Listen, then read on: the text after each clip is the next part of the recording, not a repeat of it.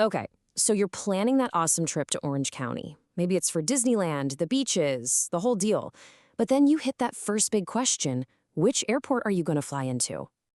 And let me guess, your mind immediately goes to those massive international airports, right?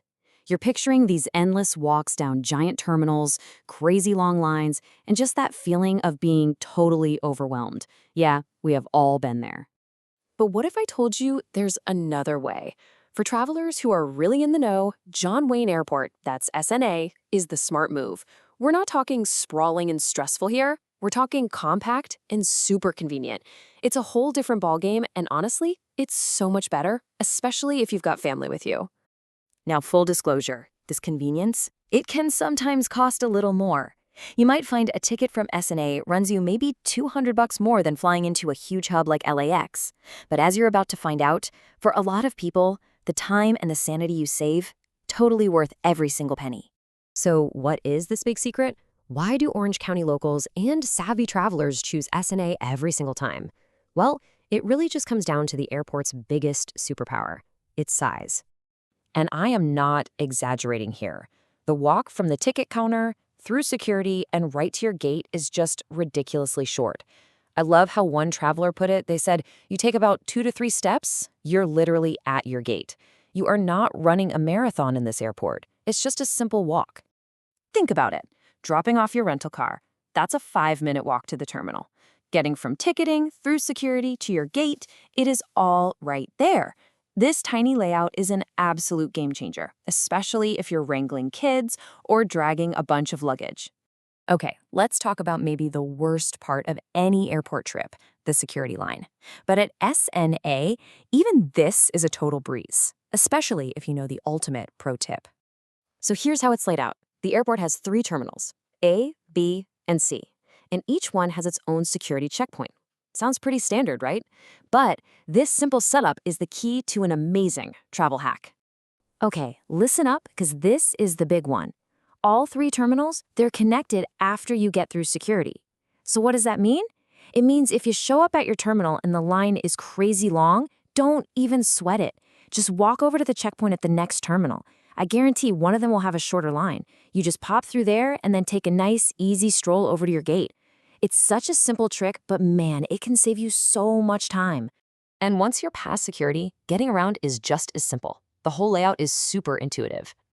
I mean, it really doesn't get any simpler. The whole airport is basically one long building, just split into terminals A, B, and C.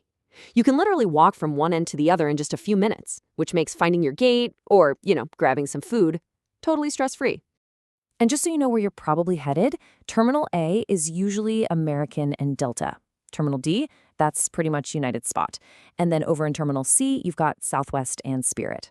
Now, there are a few others like Air Canada and Breathe Airways, so you should always check your ticket, obviously. But it's all so close together, it's really easy to find. Now, you might be thinking, okay, it's small, so the food options are probably terrible. But you'd be wrong. For its size, SNA has a surprisingly awesome lineup of food and shopping, and a lot of it has a really cool local OC vibe. This is what I love. You can actually get a taste of Orange County right in the terminal. You've got Ruby's Diner for that classic 50s burger and shake experience. There's the Hobie Sandbar, which has that perfect surf shop feel. And, get this, Brodart Express, which is a huge local favorite. You can get some of the best Vietnamese spring rolls you'll ever have, right there in the airport. And yeah, of course, they've got you covered for whatever you're in the mood for. If you want something healthy, you can find places like Greenleaf or get a Sambazan acai bowl. Or if you just need a quick, familiar bite, you'll see McDonald's and Carl's Jr. there too. The shopping's pretty good too. You can actually grab board shorts at Rip Curl, you can get the latest tech at InMotion or Brookstone, or new shades at Sunglass Hut, or just grab your magazine and snacks at Hudson News. It's a really nice, curated little selection that pretty much covers anything you might need. Okay, so you know the layout, you know where to eat.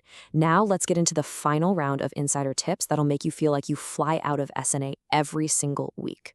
All right, here are a few things to just keep in your back pocket. First, the busiest time is between 6 and 7 a.m. on weekdays, so just know that.